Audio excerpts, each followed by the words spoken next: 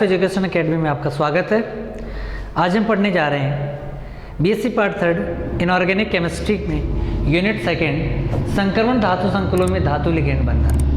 ठीक है, और उसका इम्पोर्टेंट टॉपिक है वीबीटी की कमियां।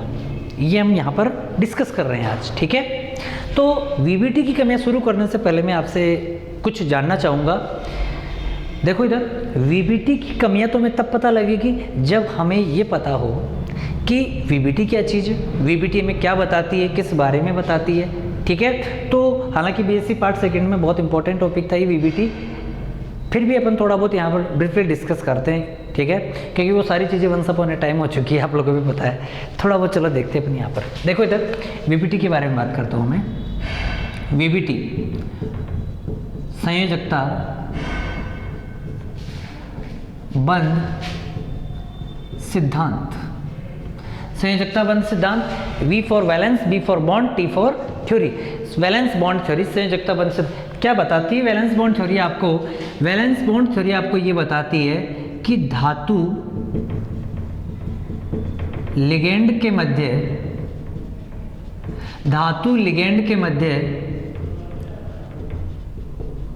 उपसह संयोजक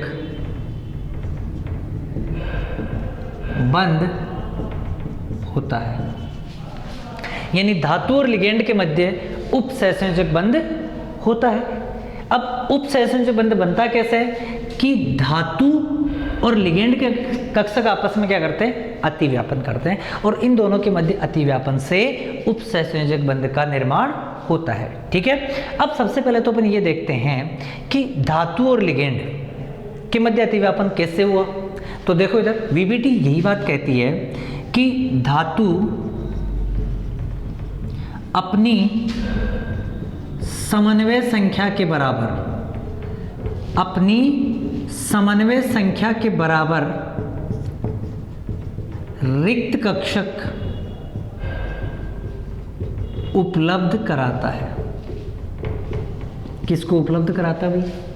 लिगेंडों के लिए अवेलेबल कराता है, क्योंकि जब लिगेंड और धातु आपस में जुड़ेंगे ना, तभी तो संकुल का निर्माण होगा। तो सबसे पहले क्या होता है कि धातु की जितनी समन्वय संख्या है उतनी समन्वय संख्या के बराबर रिक्त कक्षक अवेलेबल कराएगा। ठीक है, तो धातु तो अपने रिक्त कक्षक अवेलेबल कराएगा, यानी ये मेटल, ये तो इसका खाली कक्षक हो गया। अब लिगेंड के कौन से होते हैं? भरे हुए कक्षक। ठीक है, तो देखो भैया बॉन्ड कैसे बनता है? मेटल और लिगेंड के बीच में बॉन्ड कैसे बन गया? धातु तो ले रहा है और लिगेंड दे रहा है, तो तीर का निशान ऐसे आ गया। धातु ले रहा है तो ये क्या कहलाया? ग्राही, और लिगेंड दे रहा है तो ये क्या बन गया? दाता। ठीक है, तो इस तरीके से बॉन्डिंग मानी जाती है कि धातु इलेक्ट्रॉन ग्राही होता है, लिगेंड इलेक्ट्रॉन दाता होता है। ठीक है, और ये किस तरीके से अतिव्यापन? भाई सुनना मेरी बात, धातु के इलेक्ट्रॉनों की जरूरत है, ठीक है, और लिगेंड इसकी जरूरत को पूरा कर रहा है। तो लिगेंड इलेक्ट्रॉन देगा और धातु लेगा। तो ऐसा तो है नहीं कि लिगेंड यहाँ खड़ा और वो फेंकेगा बोल ले धातु, ऐसा तो है नहीं ना। तो होता क्या है? इलेक्ट्रॉनों का आदान प्रदान दरअसल यहाँ पर अतिव्यापन हुआ। अतिव्यापन से लिगेंड ने अपनी इलेक्ट्रॉन डेंसिटी जो थी ना, वो मेटल की ओर शिफ्ट कर दी, और इन दोनों के बीच में एक बंध बन गया जिसका नाम दे दिया अपन ने, कौन सा? उपसहसंयोजक बंध। ये बात कौन कहती है? वीबीटी। और वीबीटी क्या कहती है? वीबीटी से और क्या? वीबीटी से आप अणु की या यौगिक की ज्यामिति बता सकते हो। बिल्कुल बता सकते हो। आप उसके चुंबकीय गुण के बारे में बता सकते हो। आप ये बता सकते हो, क्या बता सकते हो कि अनुचुंबकीय है कि प्रतिचुंबकीय है, क्योंकि वीबीटी आपको इतनी जानकारी तो दे ही देगी। वीबीटी आपको क्या जानकारी दे देगी कि कितने अयुग्मित इलेक्ट्रॉन उपस्थित है। ठीक है, तो ये ब्रीफली आइडिया किसके बारे में था? वीबीटी के। तो वो वीबीटी देखो, उधर वीबीटी देखो, वीबीटी को समझो, और फिर इसके बाद यहाँ पर आओ वीबीटी की कमियां पर। यानी पहले तो आपको पता लग गया वीबीटी क्या चीज़ है, अब हम निकालते हैं इसमें कमियां। वीबीटी ने कहा कि धातु लिगेंड के मध्य उपसंयोजन, धातु रंगों के बारे में, संकुलों में रंगों के बारे में वीबीटी कुछ बात कर रही है क्या? नहीं कर रही। हालांकि वीबीटी आपको ये जरूर बताती है रंगों के बारे में कि ये रंगीन है कि रंगहीन है, लेकिन पर्टिकुलर जो एक्सप्लेनेशन है वो संकुल के बारे में ये वीबीटी नहीं बताती है।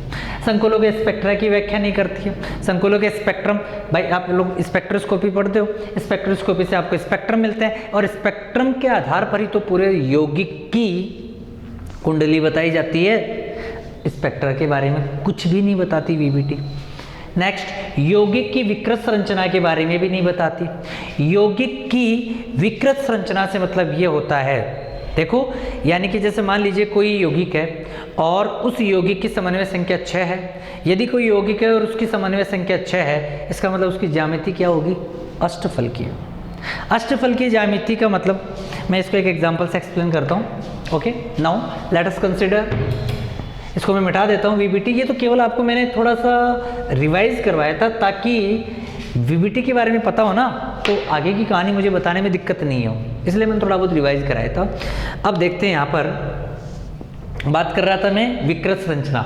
विकृत संरचना से मतलब ये होता है, जैसे मान लीजिए मैंने कंपाउंड ले लिया CuH2O6 2+, तो ये क्या है? यहाँ पर कॉपर जो है इसकी समन्वय संख्या कितनी है? 6। ठीक है, समन्वय संख्या 6, इसका मतलब इसकी ज्यामिति कैसी बनेगी, यानी कि इसकी संरचना कैसी होगी? अष्टफलकीय। अष्टफलकीय का मतलब ये बीच में बैठा हुआ कॉपर और यहाँ कौन है? H2O, यानी कि इसके पास 6 लिगेंड है। 6 लिगेंड है, H2O H2O H2O H2O H2O। ठीक है, अब देखना, अष्टफलकीय ज्यामिति का मतलब होता है कि धातु से जुड़े हुए सभी 6 बंधों की बंध लंबाई समान है, लेकिन यदि ज्यामिति में विकृति आ गई तो फिर सभी बंधों की बंध लंबाई समान नहीं होगी। हो सकता है ये जो दो आपको बंध दिख रहे हैं ना अक्षीय वाले, इनकी बंध लंबाई कम हो जाए या बंध लंबाई ज़्यादा हो जाए। हो सकता है विषुवतीय वाले अलग हो जाए, ये अक्षीय वाले। तो विकृति से तात्पर्य ये होता है कि कोई भी विकृति आ सकती है, जैसे यहाँ पे बंध लंबाई की, तो इस विकृति के बारे में भी वीबीटी कुछ नहीं बताती। पूछ लिया किसी ने कि भाई साहब ये विकृति क्यों आई, इस संकुल को कहाँ जरूरत पड़ गई थी कि अपनी बंध लंबाई को थोड़ा सा चेंज करें? तो देखो क्यों करता है संकुल।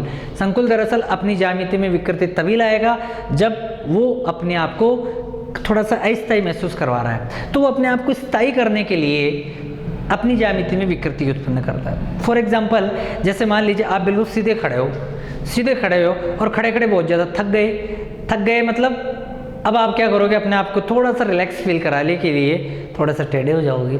टेढ़े क्यों होगे?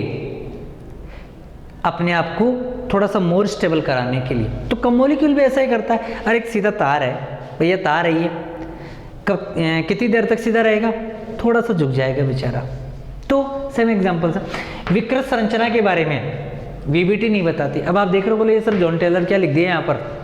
जॉन टेलर ने, यानी जॉन टेलर प्रभाव होता है और उस जॉन टेलर के आधार पर हम यौगिक में विकृत संरचना के बारे में बात करते हैं। तो इस जॉन टेलर के बारे में है ना, यहाँ पर मैं डिस्कस नहीं करूँगा, ठीक है ना। जॉन टेलर का अलग टॉपिक है, लेकिन हमें ये पता होना चाहिए कि जॉन टेलर ने बताई थी विकृत संरचना के बारे में, इस वीबीटी ने इसके बारे में कुछ नहीं बताया, तो वीबीटी की क्या हो गई? एक कमी है। ठीक है, अगला टॉपिक देखो इधर, अगला पॉइंट क्या है यहाँ पर? चुंबकीय गुण ताप के साथ कैसे परिवर्तित होते हैं। चुंबकीय गुणों के बारे में तो बता दी भाई, अयुग्मित इलेक्ट्रॉन है तो अनुचुंबकीय, नहीं है तो प्रतिचुंबकीय, लेकिन ये परिवर्तित ताप के साथ कैसे होते हैं इसके बारे में वीबीटी नहीं बता पाई, ये भी इसकी एक कमी है। संकुलों की गति और इसकी क्रियाविधि के बारे में भी कुछ नहीं बताती, ठीक है ना, यानी कि किस प्रकार से संकुल आपस में रिएक्शन करते हैं उनके बारे में भी वीबीटी कुछ नहीं। अच्छा, एक पॉइंट और इसमें, चुंबकीय गुण की जब बात चल रही है तो मैं एक चीज़ और बताता हूँ कि चुंबकीय गुण थ्योरेटिकली होता है, यानी सैद्धांतिक रूप से आप थ्योरेटिकली जो कैलकुलेट करते हो कैलकुलेटेड, और एक होता है experimental. There is a difference between calculated and experimental, बिल्कुल अलग अलग होता है। कैलकुलेटेड और एक्सपेरिमेंटल में जो डिफरेंस है उसके बारे में ये नहीं बताती है, उसके बारे में वीबीटी बात नहीं करती है, ठीक है। अब आगे और देखो, एक एग्जांपल्स और देता हूँ मैं आपको, कुछ एग्जांपल्स। तो देखो इधर भैया, इधर लिख देता हूँ मैं, ठीक है। NiCl4 2 minus, NiCN4 2 minus. यहाँ पर निकल +2 ऑक्सीडेशन स्टेट में, इसमें sp3 हाइब्रिडाइजेशन, यहाँ पर भी sp2 ऑक्सीडेशन स्टेट में निकल, लेकिन इसमें हाइब्रिडाइजेशन कौन सा है, dsp2। इसमें चतुष्फल की ज्यामिति और इसमें इसकी चतुष्फल की ज्यामिति है, और इसमें इसकी वर्ग समतलीय है। तो दोनों में निकल ही ना, फिर एक में चतुष्फल के, एक में वर्ग समतलीय।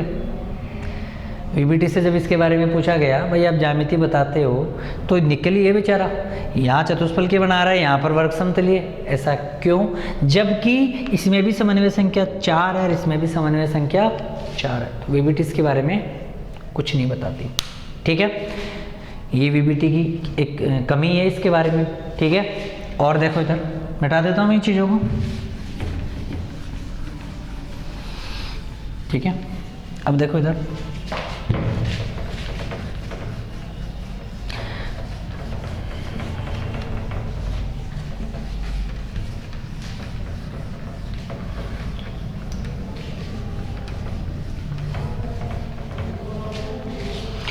और क्या नहीं बताती वीबीटी। वीबीटी आपको ये भी नहीं बताती है कि जो कोबाल्ट सेकंड होता है और जो कॉपर सेकंड होता है, इनकी जो अपचय क्षमता होती है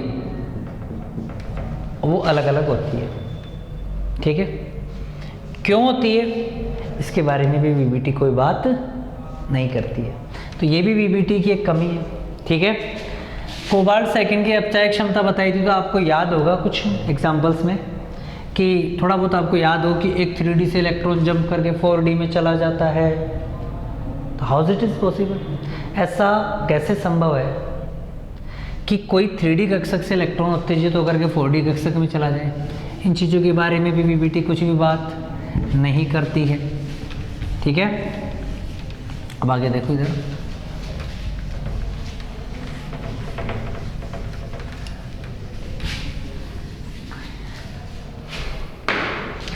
आगे इन सब कमियों को दूर करने के लिए, इन कमियों को दूर करने के लिए एक नई थ्योरी डिस्कवर की गई, और उस थ्योरी का नाम है CFT। पूरा नाम है इसका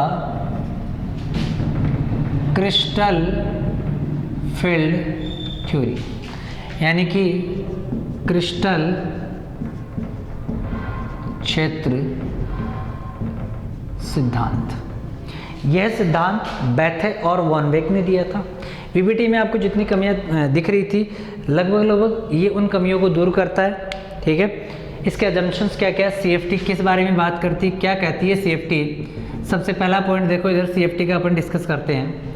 CFT जो है वो आपको ये बताएगी, सबसे इंपॉर्टेंट बात देखना, CFT आपको क्या बताती है। CFT आपको ये कहती है कि जो धातु होता है, धातु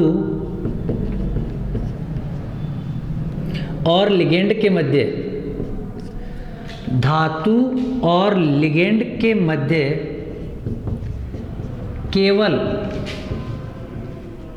स्थिर विद्युत आकर्षण बल पाया जाता है।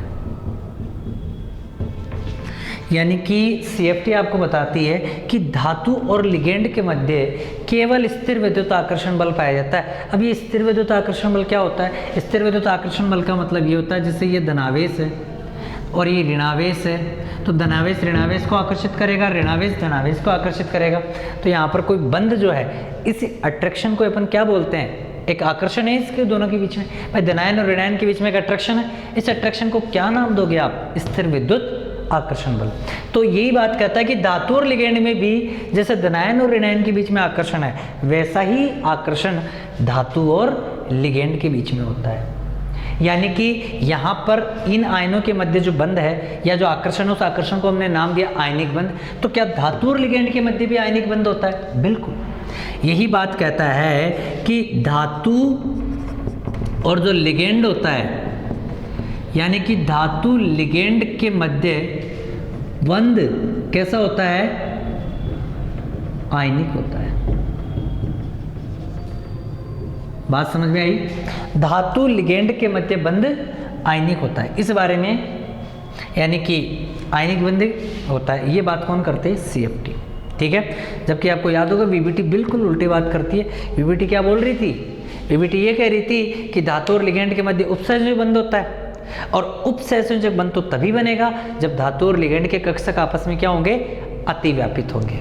ठीक है, तब क्या बनेगा, उपसंयोजक बंध। लेकिन CFT कहती है कि धातु और लिगेंड के मध्य क्या होता है, आयनिक बंध। इसका मतलब धातु और लिगेंड के कक्षकों के मध्य कोई भी अतिव्यापन नहीं होता है। तो देखो इधर, यहाँ पर हम लिखेंगे धातु लिगेंड के कक्षकों के मध्य अतिव्यापन नहीं होता है। बात समझ में आ गई कि किसी भी प्रकार का कोई अतिव्यापन इनके बीच में नहीं होता है। अतिव्यापन नहीं होगा तो यहाँ पर बंध कैसा बनेगा, आयनिक बंध बनेगा, यानी कि यहाँ पर जो उपसंयोजक बंध बनने की संभावना है वो बिल्कुल ही समाप्त होगी, क्योंकि उपसंयोजक बंध बनने के लिए इन कक्षकों के मध्य क्या जरूरी है, अतिव्यापन। ठीक है, और इसके अलावा देखो इधर एक बात और है कि CFT जो है वो अपनी सारी बातें जो है, CFT जो है वो केवल किससे डील करती है, ओनली विथ d ऑर्बिटल्स। केवल किसके बारे में बात करती है, d ऑर्बिटल्स के बारे में। यानी CFT जितनी भी बातें करती है अपनी किसके बारे में करती है, d ऑर्बिटल्स के बारे में। तो भैया देखो इधर CFT आपको पढ़नी है पूरी, CFT की पूरी कुंडली जाननी है तो आपको d ऑर्बिटल्स के बारे में पता होना चाहिए। ठीक है, और इसके अलावा CFT में क्या होता है कि जैसे धातु और लिगेंड के चारों ओर, यानी धातु के चारों ओर लिगेंड द्वारा उत्पन्न सममित क्षेत्र बिल्कुल वैसा ही होता है जैसा कि किसी क्रिस्टल में एक आयन के चारों ओर दूसरे आयन द्वारा उत्पन्न होता है। बात समझ में आ गई? ठीक है, अब यहाँ पर सवाल ये उठता है कि आपने धातु और लिगेंड के मध्य में आयनिक बंध कैसे बना दिया। आयनिक बंध होने के लिए तो आवेश होना जरूरी है, यहाँ पर आवेश कैसे आया, सुनना मेरी बात। अगला पॉइंट ये है कि लिगेंड को किस रूप में मान लिया इसने, बिंदु आवेश। किस रूप में मान लिया, बिंदु आवेश का मतलब हो गया पॉइंट चार्ज। यानी कि लिगेंड को किस रूप में मान लिया, बिंदु आवेश के रूप में। बिंदु आवेश से मतलब क्या है, जैसे कोई ऋणायनिक लिगेंड है, ऋणायनिक लिगेंड को तो ऐसे मान लिया, और मान लीजिए कोई उदासीन हुआ तो उदासीन यदि कोई है तो उसको फिर उन्होंने डाइपोल के रूप में मान लिया। ठीक है, तो यहाँ पर CFT में क्या कहा कि धातु और लिगेंड के मध्य आयनिक बंध होता है और लिगेंड बिंदु आवेश के रूप में माना जाता है। ठीक है, जबकि VBT क्या कहती है, धातु लिगेंड के मध्य उपसंयोजक बंध होता है। CFT कहती है कि नहीं, उपसंयोजक बंध नहीं होता है, धातु लिगेंड के मध्य क्या होता है, आयनिक बंध होता है। ठीक है, अब CFT डिस्कस करेंगे अपन। इसमें CFT के बारे में अपने अजम्पशंस पढ़ लिए। अब मैं आपको बताता हूँ कि CFT यानी कि धातु के आसपास में जब लिगेंड आते हैं तो फिर क्या घटनाएं होती है, क्या होता है उससे। लेकिन धातु के समीप जब लिगेंड आते हैं तो वो लिगेंड जो होते हैं वो धातु के डी कक्षकों के मध्य बंटवारा करा देते हैं। अरे वही बात है, घर घर के सब आपस में साथ में थे, जैसे कोई बाहर का आया और घर में क्या हो गया, बंटवारा। यहाँ भी बंटवारा होगा। पहले धातु के पास थे 5 डी कक्षक, सब साथ में रहते थे, क्यों, सबकी ऊर्जा बराबर थी। लेकिन जैसे ही कोई बाहर से लिगेंड आया और वो लिगेंड ने आके क्या किया, धातु के 5 डी कक्षकों को विपाटित कर दिया। तो अब वो अलग अलग ऊर्जा के तो साथ में थोड़े रहेंगे, अलग अलग रहेंगे। कैसे विपाटित होते हैं, और एक बात और, कितने लिगेंड आते हैं तो कैसे विपाटित होंगे, 6 लिगेंड आ गए तो अलग तरीका है विपाटन का, बंटवारे के फिर अलग तरीका है, 4 आ गए तो अलग तरीका है, और वो भी किस तरीके से आते हैं तो आगे देखते हैं अपन इसके बारे में, वो अलग हेडिंग है, ठीक है ना। वो आते हैं दरअसल विपाटन। विपाटन पढ़ने से पहले मैं आपको ये बताऊंगा डी कक्षक कैसे होते हैं, ठीक है ना। डी कक्षकों के बारे में बात करता हूँ मैं, ठीक है। मिटा देता हूँ मैं ये, ओके।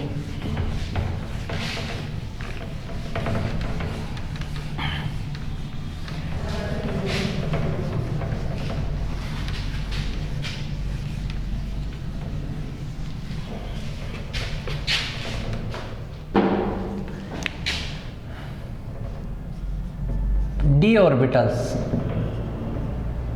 अब देखो इधर डी ऑर्बिटल्स दरअसल 2 तरीके से अपन को देखे गए। एक तो आपके T2G और एक आपकी EG। जी का क्या चक्कर है ये आगे देखेंगे अपन, आगे बताऊंगा इसके। जी से मतलब होता है जिरेड, जिरेड का मतलब होता है सेंटर ऑफ सिमेट्री, यानी जिनमें सममित केंद्र होता है वहां तो जी लगाया जाता है, ठीक है। T2G इसको बोलेंगे अपन ट्रिपली डिजनरेटेड, इजी को बोलेंगे अपन डबली डिजनरेटेड। अब ये सवाल उठता है डिजनरेटेड का मतलब क्या है, बताऊंगा आपको, ठीक है। थोड़ा सा धैर्य रखो, ठीक है। ट्रिपली डिजनरेटेड यानी इसका मतलब ये होता है कि इन कक्षकों की पालियां, इन कक्षकों की पालियां अक्षों के मध्य होती है, और जो इजी होते हैं इन कक्षकों की पालियां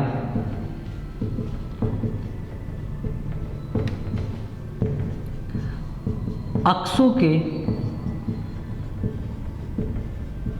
अनुदिश होती है। इन कक्षकों की पालियां अक्षों के अनुदिश होती है।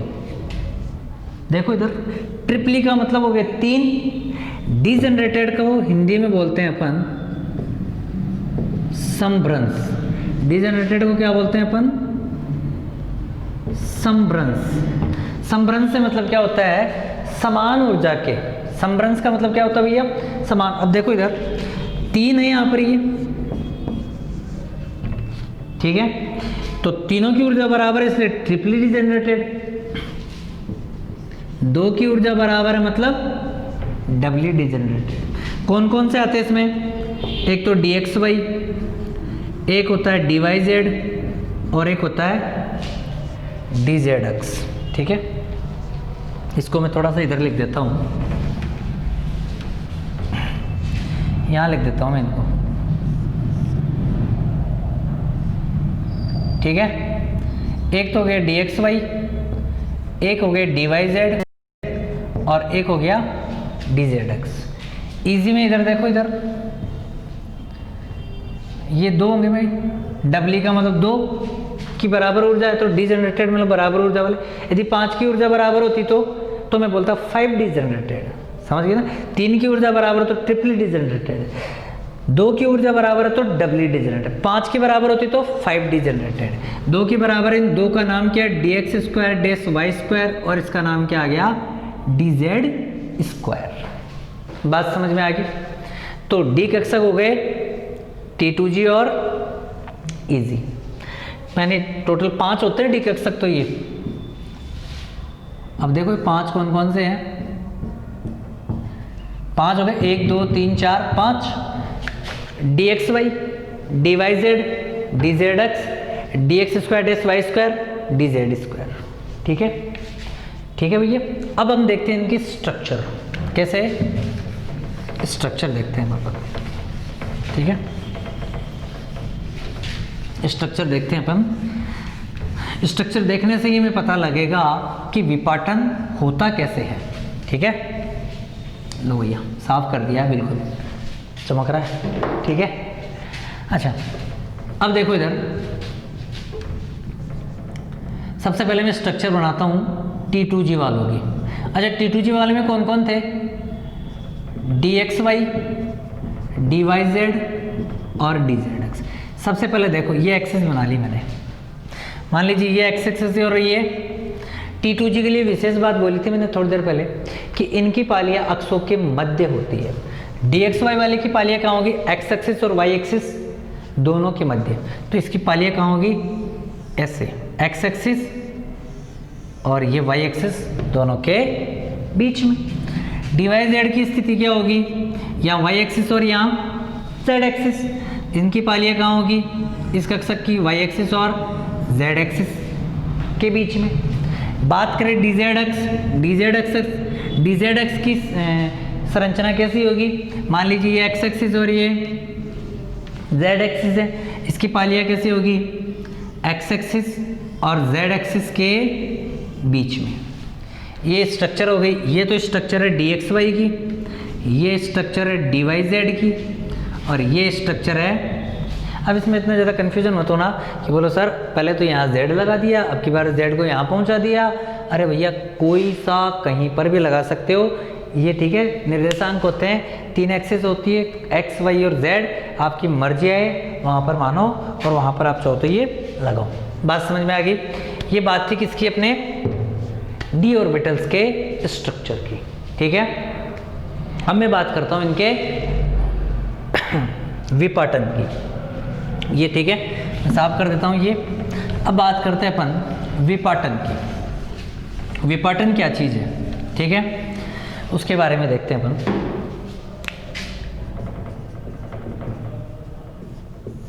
विपाटन दरअसल देखो क्या चीज़ है कि बेचारे पहले ये धातु थे, पहले धातु के 5 डी कक्षक थे, हो गए 5 पूरे। इन पांचों की ऊर्जा बराबर थी, ठीक है, पांचों की ऊर्जा बराबर थी। तो मैंने इनको क्या बोल दिया? 5 डिजेनरेटेड डी ऑर्बिटल्स, यानी 5 समभ्रंश कक्षक। कब? जब इनकी ऊर्जा बराबर थी। इनकी ऊर्जा बराबर कब थी? जब धातु अकेला ही था। धातु अकेले से मतलब क्या है कि धातु ने कोई संकुल का निर्माण नहीं किया था। संकुल के निर्माण से मतलब भैया धातु संकुल तभी तो बनाएगा जब धातु के संपर्क में कोई लिगेंड आएगा। जब धातु के संपर्क में कोई लिगेंड आएगा और फिर दोनों मिलकर के संकुल का निर्माण करते हैं। लेकिन जब धातु संकुल ही नहीं बना रहा, संकुल नहीं बना रहा है, इसका मतलब उसके कांटेक्ट में लिगेंड ही नहीं है अभी तक, और लिगेंड नहीं है इसका मतलब धातु अकेला है। धातु अकेला है तो उसके पास 5 डी, भाई 5 डी कक्षक तो है उसके पास, और उन पांचों की ऊर्जा बराबर है, ठीक है। लेकिन जैसे ही उसके पास में कौन आ गया? लिगेंड, यानी ये मेटल था, ठीक है। मान लीजिए ये स्फेरिकल शेप में है। स्फेरिकल शेप का मतलब गुब्बारा, गुब्बारे के बीच में कौन बिठा दिया? धातु को, ठीक है। ये स्फेरिकल शेप में, इसके आसपास में लिगेंड आते हैं।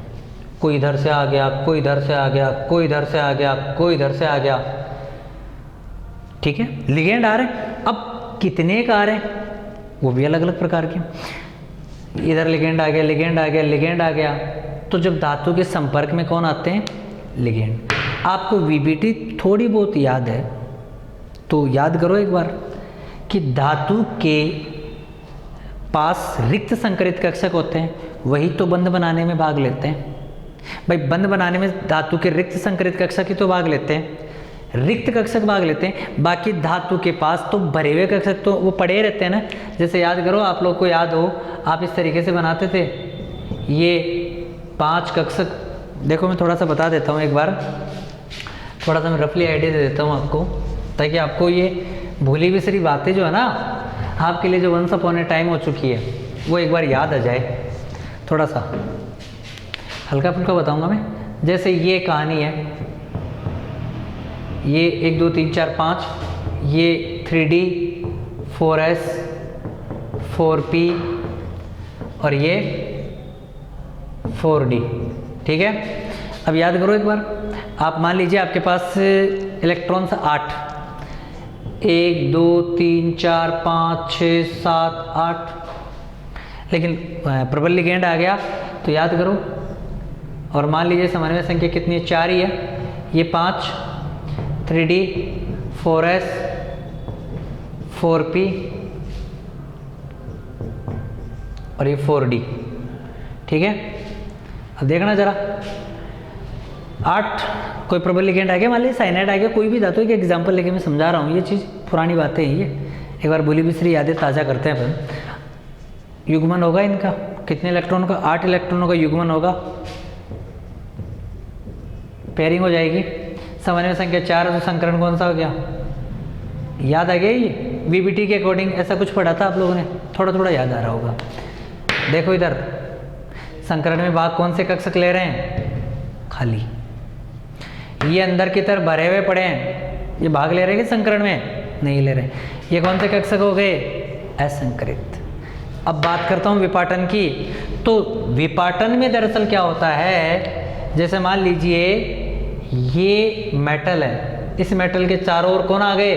लिगेंड आ गए, और आपने लिगेंडों को पहले ही बिंदु आवेश के रूप में मान लिए, तो लिगेंडों पर आवेश तो है, उन पर इलेक्ट्रॉन डेंसिटी है, और मेटल जिसके पास ये असंकृत डी कक्षक है उनमें इलेक्ट्रॉन डेंसिटी पड़ी हुई है। अब ध्यान से सुनना मेरी बात को भैया, बहुत इंपॉर्टेंट बात बताने जा रहा हूँ कि धातु के भरे हुए असंकृत डी कक्षक और लिगेंडों के मध्य क्या होता है? प्रतिकर्षण, रिपल्सन होता है। यहाँ पर किस किस के बीच में? ध्यान रखना, रिपल्सन होता है यहाँ पर धातु के असंकृत डी कक्षक व लिगेंड के मध्य क्या होता है भैया? प्रतिकर्षण। धातु के असंकृत डी कक्षक व लिगेंड के मध्य क्या होता है? प्रतिकर्षण। और इस प्रतिकर्षण से क्या होता है? धातु के पांचों डी कक्षकों की ऊर्जा, या मैं ये कहूं कि धातु के पांचों डी कक्षक विपाटित हो जाते हैं। देखो कैसे होते हैं।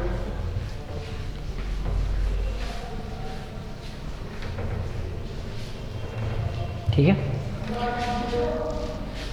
अब देखो इधर कैसे विपाटित होते हैं। अच्छा एक बात और है, यदि धातु के संपर्क में 6 लिगेंड आते हैं तो अलग तरीके से विपाटित होंगे। धातु के संपर्क में 4 लिगेंड आते हैं तो अलग तरीके से। एक ब्रीफली आइडिया देता हूं मैं, एक अष्टफलकीय का एग्जाम्पल लेकर मैं यहाँ पे दिखा देता हूँ। देखो इधर ये धातु था, इसके पांचों डी कक्षकों की ऊर्जा बराबर थी, अभी सब एक ही लाइन में है, इधर से इधर एनर्जी बढ़ रही है, एक ही लाइन में है ये। लेकिन जैसे इसके संपर्क में कौन है? लिगेंड। मान लीजिए 6 लिगेंड आ गए, बंटवारा किसका? डी कक्षकों का। 3 तो नीचे भाग गए, 3 तो कहाँ चले गए? नीचे, और 2 कहाँ भाग गए? ऊपर। हो गया बंटवारा। T2G यहाँ पहुँच गए, EG यहाँ पहुँच गया। पहले सब साथ में थे, लेकिन जैसे संपर्क में लिगेंड आया तो धातु के पांचों डी कक्षक विपाटित हो गए, और विपाटित हो गए, कुछ तो इनकी ऊर्जा से कम ऊर्जा के हो गए और कुछ इनकी ऊर्जा से उच्च ऊर्जा के हो गए। भैया जो प्रतिकर्षित हो गया वो तो ऊपर पर चला गया, ज़्यादा ही प्रतिकर्षित हो गया, जो नहीं हुआ वो नीचे आ गया। ये दोनों बट गए, इन दोनों के जो कितनी ऊर्जा का अंतर है इसको नाम दे दिया अपन ने। मान लीजिए अष्टफलकीय में होता है डेल ओ, ओ का मतलब ऑक्टाहेड्रल। अष्टफलकीय में विपाटन दिखा रहा हूं मैं ये, ठीक है।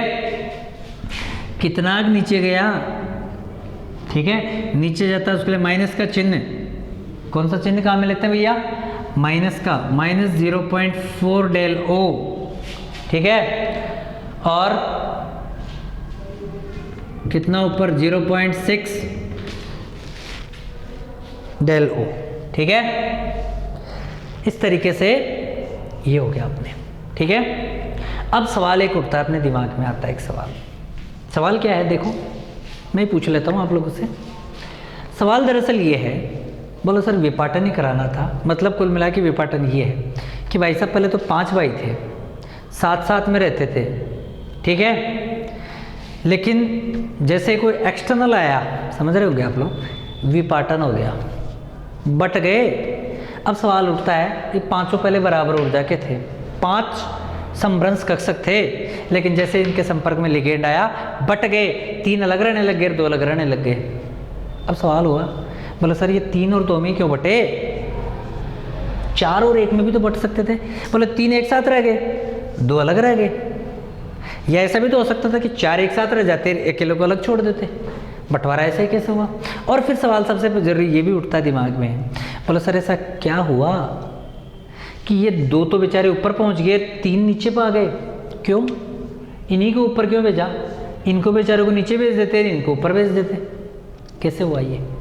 इस चीज़ को अपन डिटेल से स्टडी करेंगे। मैंने जो क्वेश्चन बताया ना कैसा कैसे हुआ, इन क्वेश्चंस का आंसर मिलेगा हमें जब हम पढ़ेंगे अष्टफल के संकुलों में विपाटन। ठीक है, उसको अपन डिटेल से स्टडी करेंगे। नेक्स्ट क्लास जो होगी अपनी उसमें अपन इसको डिस्कस करेंगे। तब तक के लिए ओके, थैंक यू।